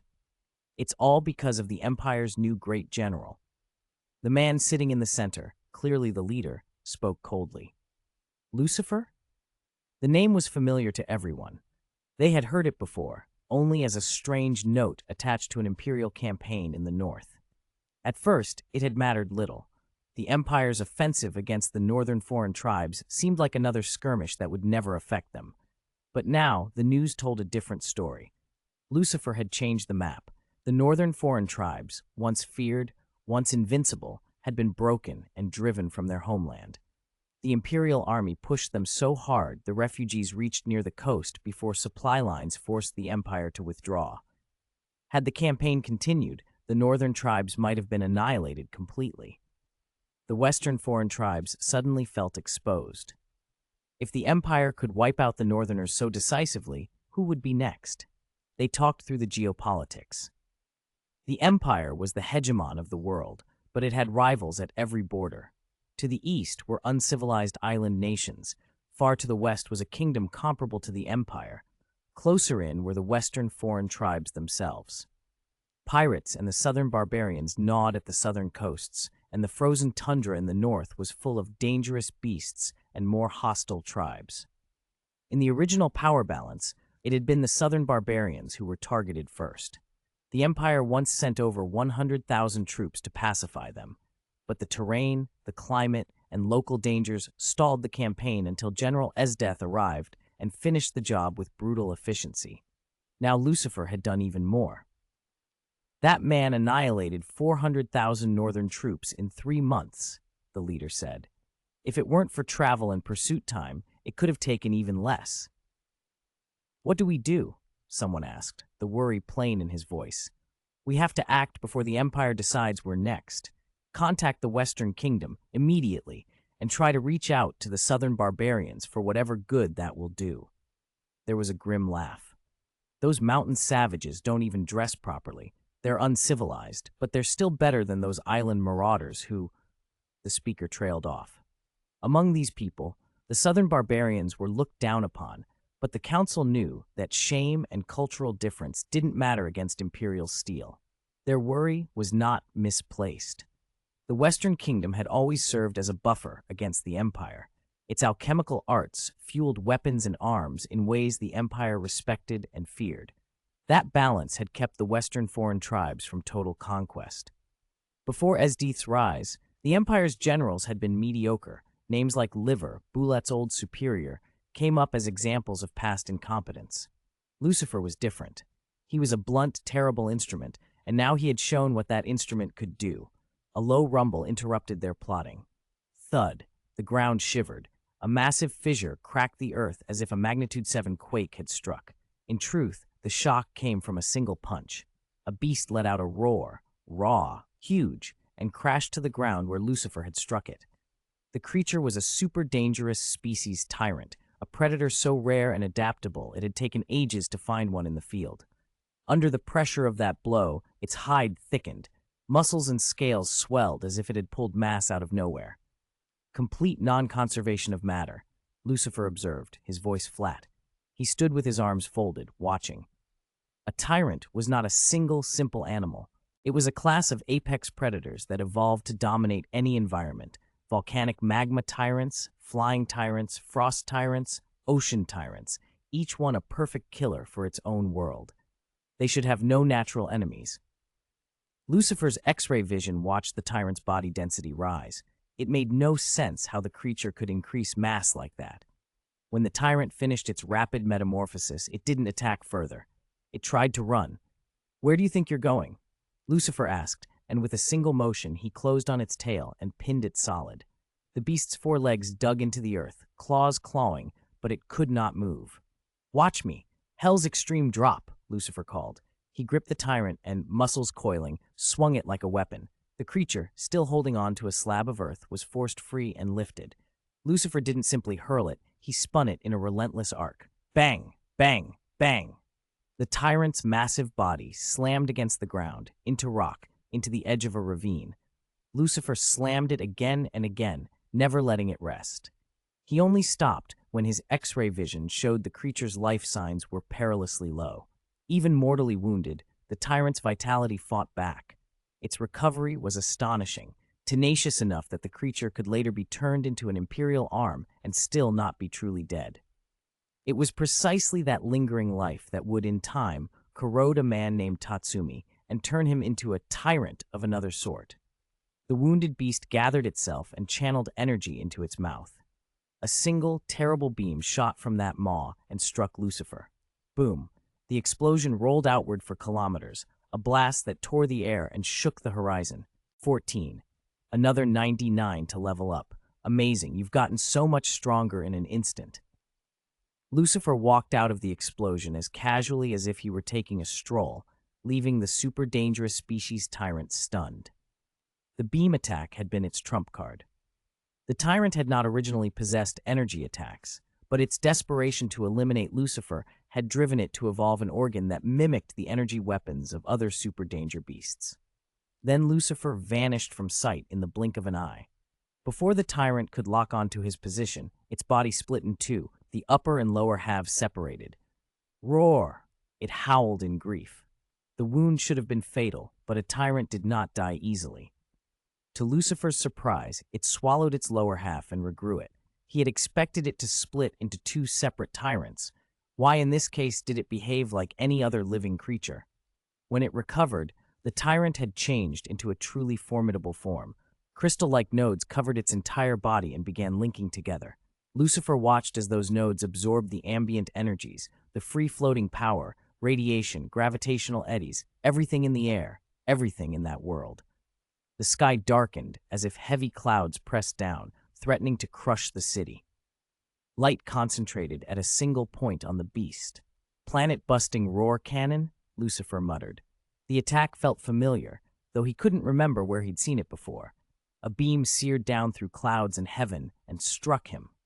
10 meters across and shimmering with a dangerous multicolored glow, it carried energy on a catastrophic scale. For the first time in his life, Lucifer felt real pain. As a level 5 Kryptonian, he didn't know his exact limits, but he expected to ignore natural disasters easily. Yet, when the force of something on the level of a tornado was concentrated into a single point, its destructive intensity far surpassed that of any ordinary storm. Humanity's most powerful weapons, nuclear warheads, were a pale fraction of that energy. The idea of nuking tornadoes or hurricanes had always been absurd. Good heavens, Lucifer thought, exhilarated. If it made me feel pain, the XP must be high. This thing had evolved into a lethal threat, and if it wasn't killed now, whenever would it be?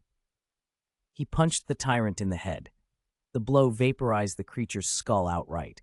A shockwave rolled outward for thousands of miles, stirring the cloud layers. Perhaps this region would see months of rain, maybe even a hurricane. The headless tyrant fell.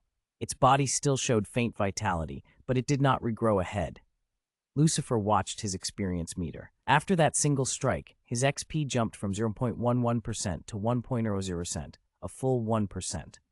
Of course, it was possible the points had simply accumulated to that number. Still, if he could find 99 more tyrants and beat them this thoroughly, he should be able to level up. Lucifer almost smiled at the thought. Then a notification arrived from Esdeath. She had come looking for him, riding a flying danger beast. Southern barbarians causing trouble? She asked as she landed. Lucifer blinked. What did that have to do with him? Then he remembered they'd been appointed great general. The unrest in the south fell under his responsibilities. The southern barbarians' uprising has affected security in the Empire's southern regions, Esdeath said as she settled into his arms. The woman had come intent on seduction. After endless fighting words, she'd been, predictably, overcome. The Ice Phoenix's long-suppressed desires were terrifying in their intensity, but they wouldn't make Esdeath any physically stronger. As a Kryptonian, Lucifer's endurance and the protective biological force field around him meant that, no matter how many women came after him, he could hold out and no one would get hurt. If anything, she became more sensitive. Why would the southern barbarians stir up trouble now? Lucifer asked, puzzled. In the original timeline, it made sense. The southern barbarians were among the first to rebel. But in this world, the 400,000-strong northern foreign tribes had already been defeated and pushed far away. The southern barbarians might look like uncivilized savages, but they weren't that ignorant. After so long, had they forgotten the power of the Empire? Or were they simply foolishly confident? There was little he could do from where he stood. As great general, Lucifer was the supreme commander of the Empire's military operations, but he couldn't mobilize forces without a royal decree. He could not simply march troops out on his own authority. Doing so would carry great responsibility and political consequences. So he followed Esdeath back to the imperial capital. The emperor was anxious. His benevolent nature left him unable to do nothing after hearing of the barbarous acts in the southern provinces, so he had quickly sent Esdeath to fetch Lucifer. It helped that Lucifer had told them where he was headed when he left. Otherwise, Esdeath might have taken longer to find him. "What's the situation now? How many are they?" the emperor asked as soon as Lucifer arrived. Lucifer considered the geography. The barbarians had penetrated deep into the empire. They no longer had the advantage of fighting on their home turf. The sound strategic move would be to lead a large army to outflank them, cut off their return paths, and then trap and annihilate them. But with him present, being a Kryptonian, such elaborate maneuvers were unnecessary. One powerful strike could settle the matter. Moreover, mobilizing vast numbers of troops invited logistical headaches, transport casualties, and a huge drain on provisions. It would be wasted manpower and resources. The southern barbarians have deployed 200,000 warriors. The Empire's intelligence officer reported respectfully to the Emperor and Great General Lucifer. What's strange is that quite a number of them appear to be from the Western foreign tribes as well. 15. Take action. The Empire's intelligence office controlled the assassination squads that handled operatives like Akame and Kurome and oversaw the Empire's whole intelligence apparatus. At the moment, that office wasn't under Honest's thumb. Honest had begged for a transfer, even a demotion, out of fear that Great General Lucifer might come after him. With the plump man sent away and Esdeath clinging to him, Lucifer had been able to stay alive. But a Kryptonian super intellect doesn't forget enemies. Now that Lucifer had returned, he saw no reason not to deal with Honest as well. The southern barbarians and the western foreign tribes have likely joined forces, Lucifer said. The Western Kingdom could be involved too. Though the western foreign tribes and the Western Kingdom were distinct powers, cooperation between them was not unheard of. The Empire was so dominant that regional states often united out of necessity, like coalitions against Qin. "How many troops do you need, Great General?" the Emperor asked after listening. "None," Lucifer replied. "I can go alone." His words stunned Great General Bulat, who had been standing nearby. Rumors of Lucifer's sudden, frightening power had already spread. He wasn't a Tegu user, yet his strength and overwhelming presence felt like a force unto itself. Bulat suspected that even with his Tegu, he might not be able to stand against him. Still, how could one man take on hundreds of thousands of enemies? Few knew the full scale of what Esdeath had done in the later battles, how she had nearly wiped out the Revolutionary Army's Tegu users and decimated whole forces. If not for her own reckless willingness to die, the Empire might have lasted longer. The Emperor shared those concerns, but Lucifer had made up his mind, and neither reasoning nor rank could bend him. Word of Lucifer's decision, and his claim that he would confront the enemy alone, spread fast. Among the western foreign tribes and southern barbarians, outrage and disbelief ran rampant. "If he has an army, fine," one chieftain murmured.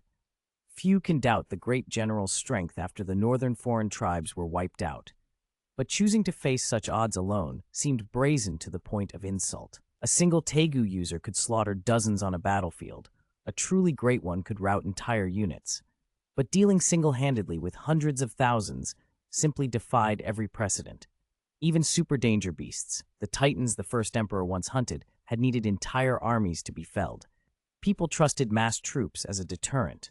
Lucifer's claim violated that trust. If Lucifer truly intended to walk into the south by himself, he'd be vulnerable and dangerous. Both the western foreign tribes and the southern barbarians saw a chance. If they didn't seize it and try to trap him, they might never get another opportunity. The idea of baiting such arrogance into a slaughter was intoxicating. Then Lucifer surprised the court again. "I'll bring Honest with me," he said. The Emperor blinked. Honest was a civilian official. Why bring him along on a military mission? "You didn't know," Lucifer said evenly. "Honest is a master of the Imperial Fist Temple, the best one."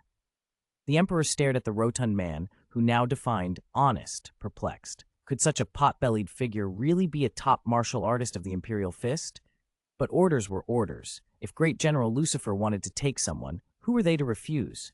Esdeath, who had been clinging possessively to Lucifer, scowled. "You'd bring a fat man instead of me," she spat, jealousy and wounded pride flaring.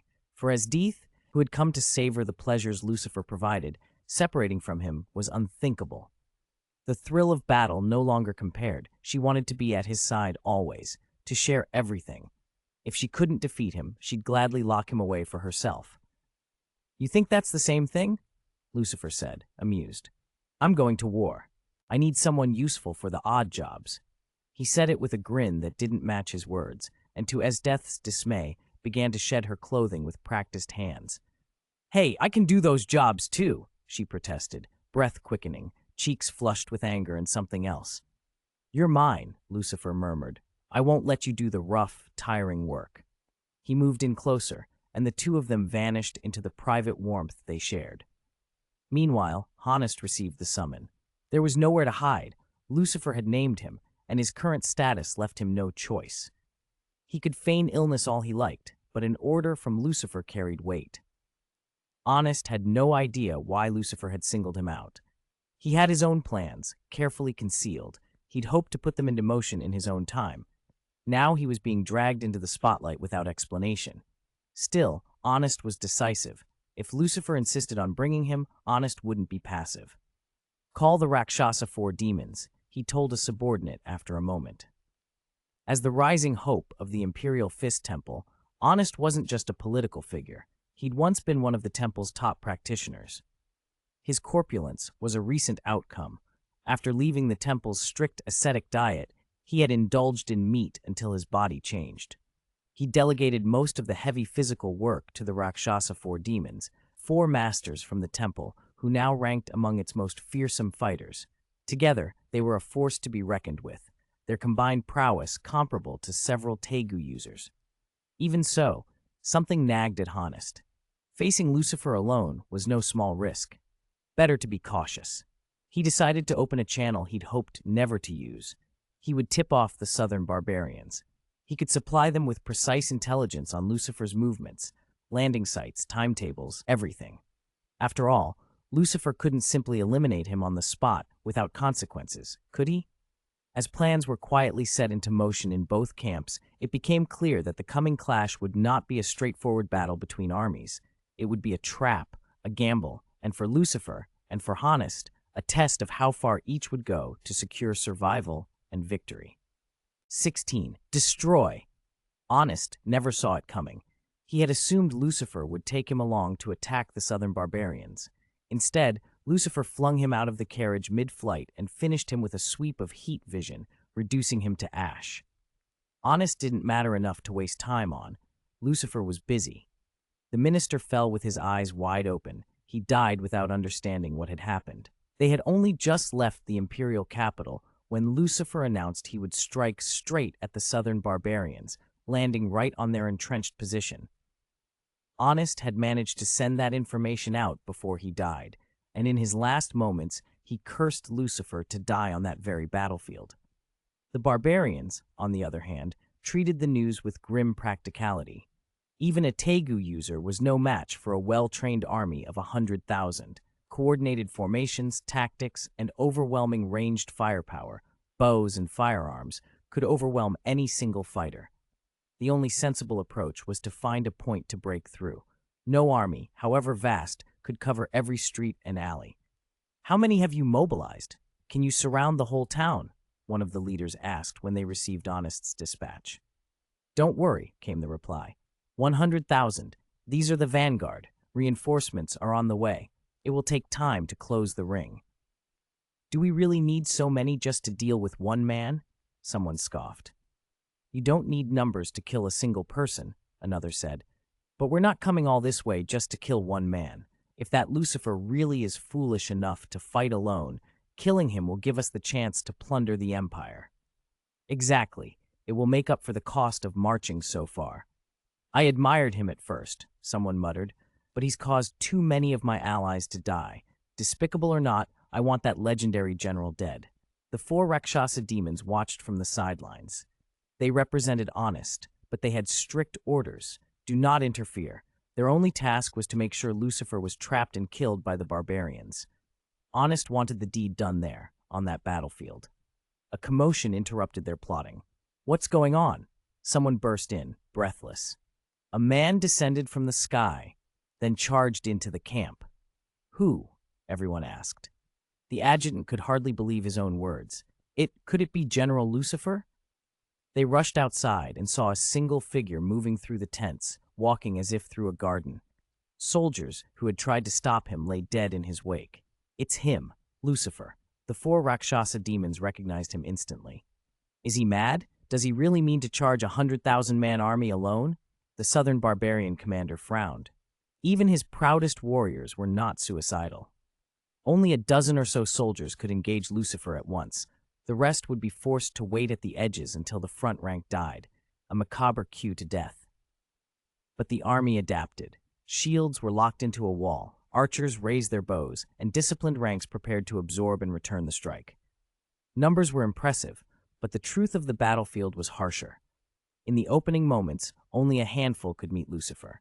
Firing blindly into dense ranks would slaughter their own men. For a short time, the barbarians hoped they could blunt him. Then Lucifer's eyes flared red. His heat vision swept the camp like a reaping scythe. The shield wall split as if hollowed out by a blade of light. Soldiers and archers alike were cut down. No one could stand against that searing scarlet beam. Bodies were bisected and lifted as if hooked on invisible skewers. Scorching blood and the sound of burning flesh filled the air, and desperate screams died as quickly as they started. Men ran, flailed, tried to dive for cover, but the red line found them all. It was merciless and absolute, as if fate had been written in fire. The 100,000-strong army was shattered in moments. Lucifer did not kill every last soul. He left a handful alive as witnesses. Even destruction needs an audience. When he left, the few survivors spread the tale. News of the massacre and the horror made people fall back from Lucifer in fear.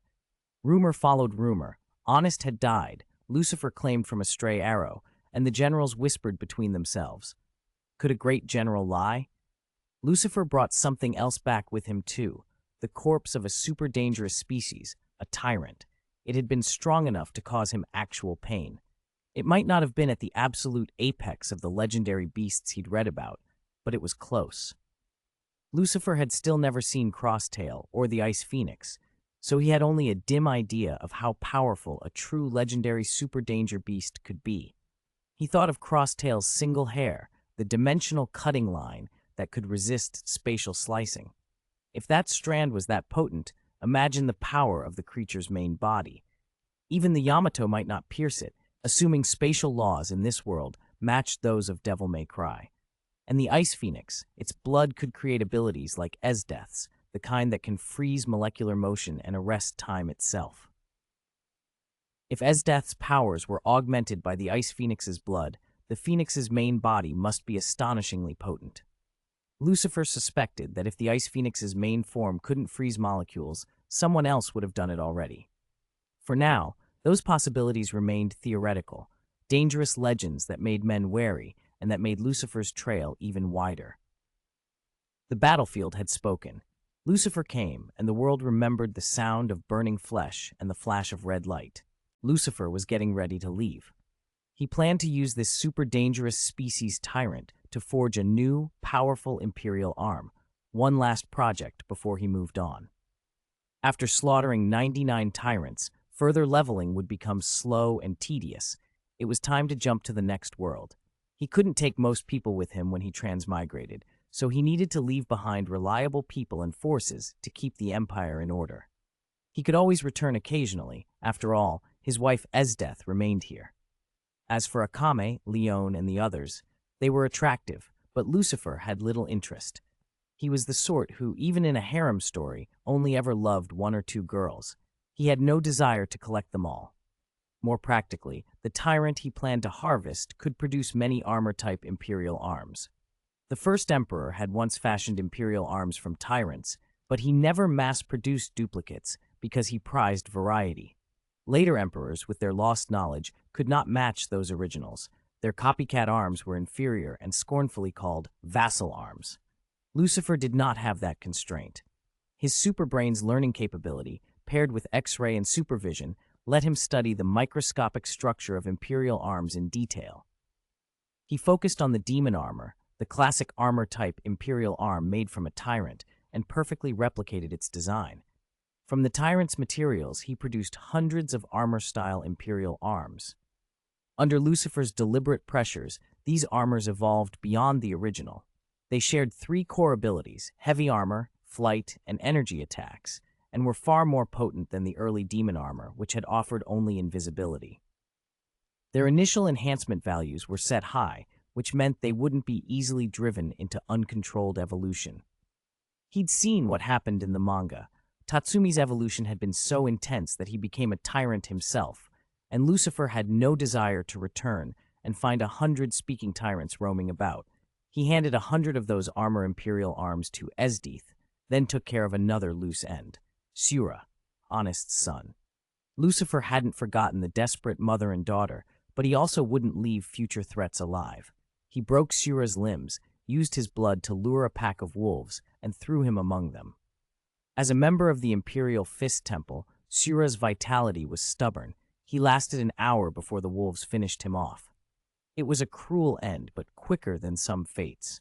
Shura hadn't yet taken possession of his Imperial arm. Honest only gained the right to choose from the armory after he consolidated power. With the potential internal threats handled, other princes proved selfish and dangerous in their own ways. Lucifer decided to take Esdeath with him to hunt a tyrant. He wanted to spend their last time together, and he had another motive. Esdeath aged like any mortal, and if he was going to travel to other worlds to become stronger, he wanted to see if he could find something to grant her immortality. He wasn't sure whether to call it love, but he absolutely did not want to lose her. They found a tyrant emerging from a volcano. Molten lava flowed down its crimson hide as if water ran off a stone. The heat that would obliterate ordinary life seemed to do it no harm. "It can actually live in volcanic lava?" Esdeath whispered, astonished. She had heard Lucifer's descriptions of tyrants, but seeing one was another matter altogether. Lucifer watched with casual confidence. He wasn't the least bit rattled. After all, whatever science could define, he could outmatch. "Go on," he said. Esdeath leapt forward. Lucifer did not stop her. He wanted her to grow stronger. She snapped her fingers and unleashed Chibaku Tensei. A giant meteor of condensed water materialized above, a colossal block of ice that fell with terrible momentum. Only the strongest could withstand such an assault. The tyrant reacted, its whole body undulating like hot waves. It spat a pillar of fire that met the ice mid-fall. The flame's heat ate through the block, punching a massive hole through it. The impact as the shattered ice struck ground sent tremors through the earth and sprayed razor shards in every direction. Esdeath then used a technique Lucifer had taught her, God's Slifer. A towering ice colossus formed, deep blue and brooding, and Esdeath sat like a queen upon a throne atop its head. Lucifer often thought the original Ice Storm General from the manga had been inefficient. Spawning countless ice knights to micromanage was impressive, but a single gigantic war behemoth did more to crush morale. Humans have megalophobia. Facing a godlike giant breaks the will in ways a squad could not. It was, in his mind, a one-to-one Obelisk the Tormentor-style solution. When the tyrant burst through the devastated Chibaku Tensei, the ice giant struck. Its punch, a fist of fate, smote the creature square in the face and sent it airborne, soaring almost 1,000 meters before it slammed back down. Esdeath's control was exceptional.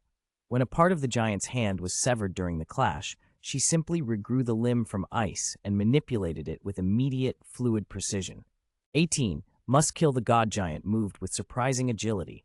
Esdeath's machine sprinted forward and closed on the super-dangerous species tyrant in an instant, spitting out a flurry of punches. Lucifer watched, bemused. Why would such a massive piloted body even need feet? But there was no time to muse. The tyrant answered immediately. Its whole body flared with heat, the temperature around it spiking into the thousands. The outer layer of the god giant began to melt. Esdeath only smirked. The damaged surface repaired itself in seconds, and a great sword of ice formed in her hand, one of her own improvisations. She angled the blade to an impossibly thin edge, making it razor-sharp, and drove it into the tyrant's side. The flesh split open. Scalding, magma-like blood sprayed forth, steaming as it met the ice. As it cooled, the blood crusted into a stone-like shell, indistinguishable from lava. Esdeath frowned. She had expected to cleave the tyrant in two. Lucifer's lessons on pressure were clear. The smaller the contact area, the greater the force. Her blade was as thin as a much smaller sword, yet carried the god giant's full power. It should have been enough, but the wound had not gone to the bone. That only showed how precise Esdeath's control over her ice really was. Her ice constructs were extensions of her senses, tactile, responsive, immaculate. Still, the tyrant was stirring again, and Esdeath's expression hardened. All around her a bite of cold gathered. She wrapped herself in sub-zero air, and the temperature kept plunging. Centered on Obelisk, the name of her god giant, everything began to freeze. Trees, rocks, rivers, even the ground. Ice and snow condensed from the air. Pillars of ice erupted from the soil in dense ranks like a frozen forest. A cold mass gathered in the god giant's mouth, and a pale, ice-blue light began to pulse and expand, coalescing from every direction. Absolute Zero. Esdeath hadn't learned that name from some metal beast. Lucifer had taught it to her. Absolute Zero was a perfected lethal technique. If used in a frigid environment, it could even draw in the surrounding cold, but its true violence lay in freezing molecular motion itself. It wasn't merely a direct strike, it was a wide-area spatial effect that confined motion and locked the enemy in place. In Lucifer's vision, the ultimate combination would be Mahapadma plus Absolute Zero, Mahapadma to halt time and thought, Absolute Zero to stop life's very processes. Together, they would be fatal. The ice-blue glow in the god giant's mouth darkened as the cold condensed to an extreme.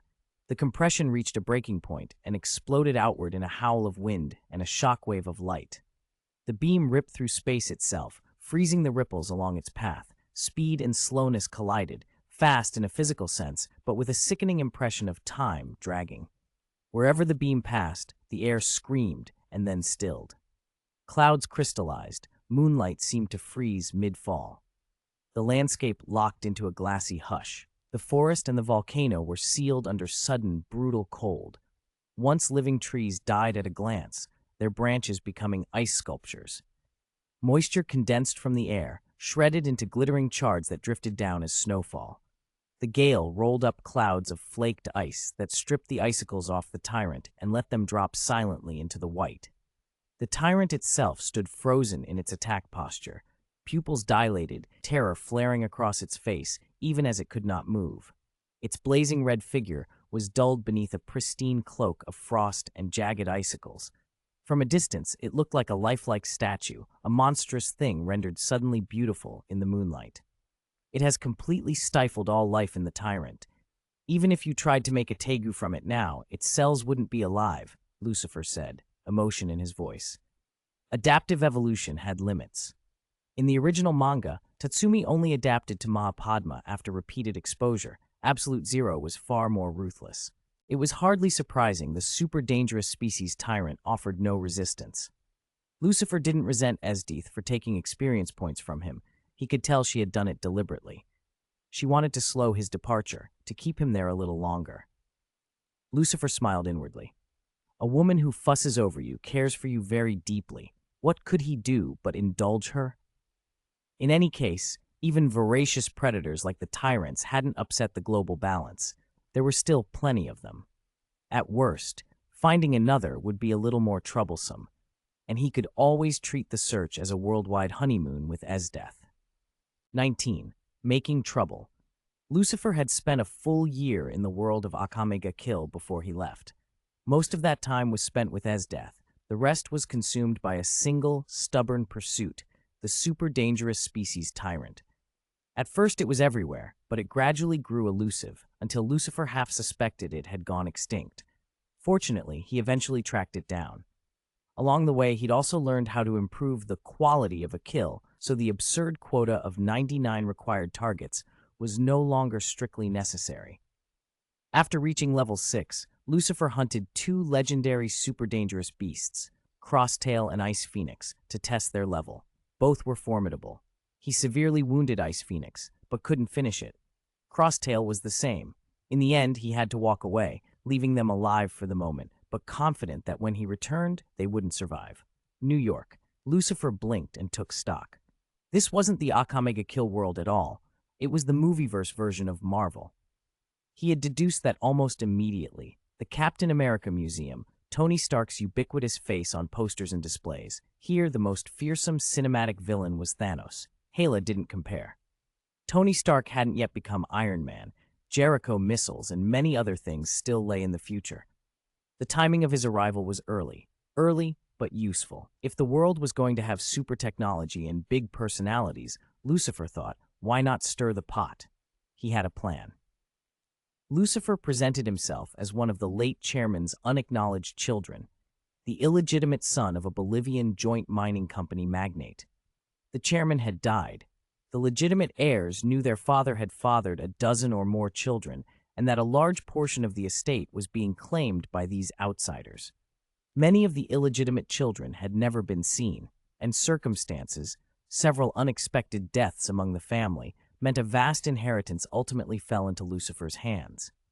He didn't take American citizenship. The inheritance taxes were too steep. He spread his nationality among countries with lighter inheritance laws, and after consolidating 4 enormous inheritances, he set up his own enterprise. It was modeled in part on Stark Industries, focused on new energy and military hardware, but it was deliberately low profile at first. Even so, his company's scale didn't quite match the household names of the world. It wasn't Hammer Industries or the like. He called it Umbrella Corporation and bought a skyscraper in Manhattan for its headquarters. With the stage set, Lucifer sent invitations far and wide, especially to the 5 major powers. Because he wasn't an American national, his client base would not be limited to the United States, and he made sure the invitation included a short demonstration video designed to attract attention. When representatives, celebrities, and military liaisons arrived in droves, Umbrella's opening event promised to be big. Too big for a man who was nowhere to be seen. His secretary, Misty, managed the front lines. She smiled and told curious guests that Lucifer would appear when the exhibition opened. Tony Stark showed up, curious about Lucifer's epoch-making weapons and confident he would outthink whatever was being presented. He tried to charm Misty, asking her to dinner once the event was over. Misty smiled, apologized, and said she had other duties. She admired her boss, and in comparison, even Tony's swagger felt small. Just as the attendees were settling and the formalities were about to begin, the lights snapped out. For a moment, no one panicked. Big events came with contingencies, and everyone there had seen far worse. Then a streak of light cut through the darkness. "Missile," someone yelled. The light drew closer until searchlights snapped on, illuminating it. People leaned forward. The bright object resolved into something unmistakable, an armored man in flight. The crowd gasped. Was it Iron Man? The flying figure dropped into a dramatic, superhero-style landing on the exhibition platform. Tony Stark himself looked stunned. But the spectacle wasn't over. Mechanized panels rose from the stage around the armored figure and began to peel away the exterior, assembly line style. As the shell came free, the man inside stepped forward.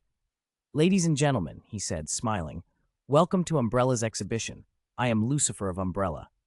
The applause and the murmur of shock rippled through the room. Lucifer cut an impressive figure. Tall, handsome, charismatic, and a number of women were visibly smitten. Many others were simply absorbed by the spectacle of him emerging from what looked like an Iron Man suit. Misty, who had expected some dramatic reveal, had not imagined this. Lucifer didn't waste time on long introductions. "I'll spare you the tedious preamble," he said, voice calm and confident. "The armored craft you just watched land is the centerpiece of this exhibition, Umbrella's epoch-making weapon. It will redefine this century's approach to warfare." He paused to let the sentence land. Flexible, fast, powerful, precise, it is a flying tank and a mobile squadron of fighter jets in one. This is a comprehensive revolution in global military affairs. He paced the rhetorical ladder, comparing past technologies to underline his point. Matchlocks, flintlocks, bolt actions, automatics. What changed wasn't philosophy, only the implementation. They all use the kinetic energy of chemical explosions to hurl projectiles. Armor has evolved from cloth to leather to plates to bulletproof vests. It's all been incremental material improvement, not a fundamental rethink. These are relics of outdated thinking, incremental upgrades built on old concepts. They are all obsolete. Big financial houses and old money families do not give up power easily. With the Umbrella Corporation backing him, the young Lucifer quickly became a force to be reckoned with. But that was only the beginning. He wanted to speed the plot along, bring out the monsters, Abomination, Lizardman, Venom, Riot, Ultron, and maybe one day visit the Grandmaster's arena. Like in Akame ga Kill, the first step was to secure a useful identity and, more importantly, status. Even if his cover only mattered in the United States, that was enough. As far as Lucifer was concerned, only 2 countries could bluntly refuse the US, and everyone else fell in line. After dealing with 3 powerful families, he had everything in place: teams of biological researchers, human genetic engineers who weren't in the original story, and even technical talent supposedly poached from Stark Industries. If he kidnapped Tony Stark and dropped him in Afghanistan, could it force Iron Man to be born early? Lucifer swirled a stemmed glass full of iced cola. The ice chimed pleasantly against the glass, and sipped.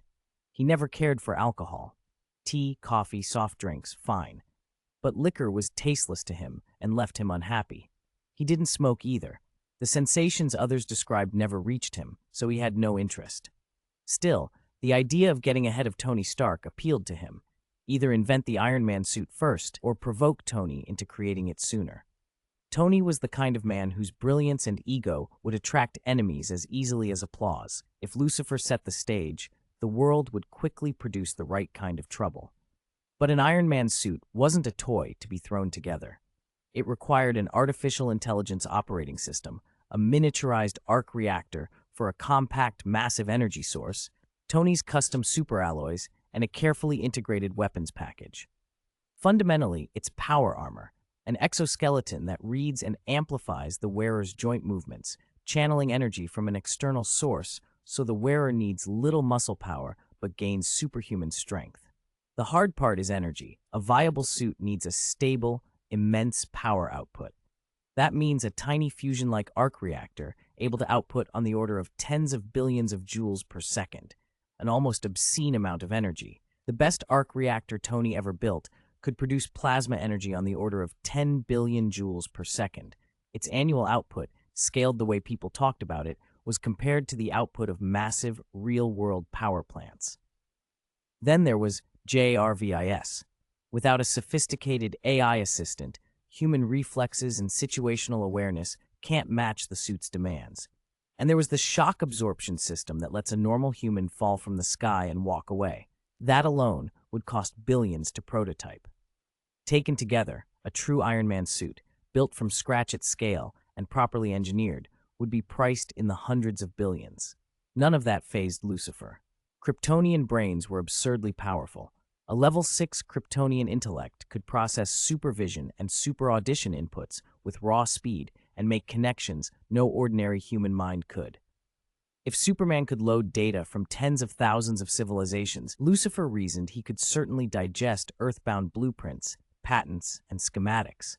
He decided to try making an Iron Man suit himself. After all, there's a romantic idea every man harbors about steel armor. He spent a day loading everything he could find on power armor into his head: theories of exoskeletal control, miniature energy generation, high-strength alloys, weapons integration, and AI architectures. The human brain may not crunch like a computer, Lucifer thought, but it had something computers do not: creativity. Inspiration lets you stitch disparate bits of information into new patterns. Marvel's science had its own quirks, black tech and improbable leaps, but a single consistent scientific framework was all he needed. With his Kryptonian mind, he could shortcut many research problems at once. At the same time he sharpened his engineering knowledge, Lucifer polished his hacking skills. He threw himself into online duels, learned techniques from rivals, and adapted them into his own repertoire. Fame came fast. The Rising Tide organization took notice and came knocking, but they were knocked down faster. Then a new name appeared on his radar: Sky. Don't get him wrong, Lucifer had no romantic interest in any of the women of this world. Two-dimensional heroes suited his tastes better. What he wanted from Sky was her hacking. Sky's reputation was the stuff of legends, someone who could crack S.H.I.E.L.D's firewalls with nothing more than a laptop. If he could learn even a fraction of her methods, he could slip into JRVS, extract the AI's core, and build his own. In Lucifer's head, it seemed laughably simple, except Sky's skills were not simply techniques to be learned from a textbook. He reached out, probing and matching attack patterns, trying to mirror her wizardry. The moment he started closing in, the other party smelled danger and severed the connection like lightning. He searched, deep, wide, everywhere, and she had vanished as if she'd never existed. Lucifer, who had just turned a world of black tech into homework, sat back and felt the rare flicker of irritation creep across his face. "This is absurdly good," he muttered.